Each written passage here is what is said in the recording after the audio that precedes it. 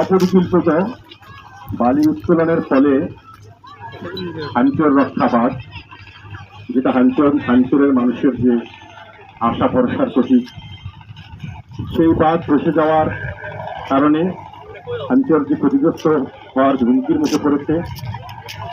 আমরা সেই বাঁধে যারা যারা জড়িত তাদের বিচারের দাবি সাথী এবং বন্ধুগণ, সংগ্রামী হাঞ্চরবাসী, আপনারা জানেন হাঞ্চরের জনগণ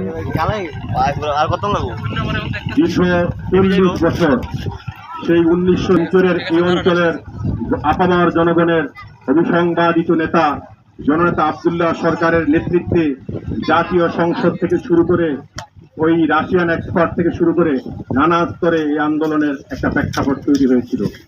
সেই আন্দোলন 1987-88 সালের গণ অনশন, আমরণ অনশনের মধ্য দিয়ে এবং পরবর্তীতে যে সংগ্রাম, আপনারা জানেন এই হাঞ্চরের জনগর্বী লং মার্চ, এই দীর্ঘ আন্দোলনের যে প্রেক্ষাপট এই ছিল। সংগ্রামী সাথী এবং বন্ধুগণ, আপনারা জানেন এই হাঞ্চরে এই নদীর কারণে হাজার হাজার ভিটে মাটি ধসে গেছে।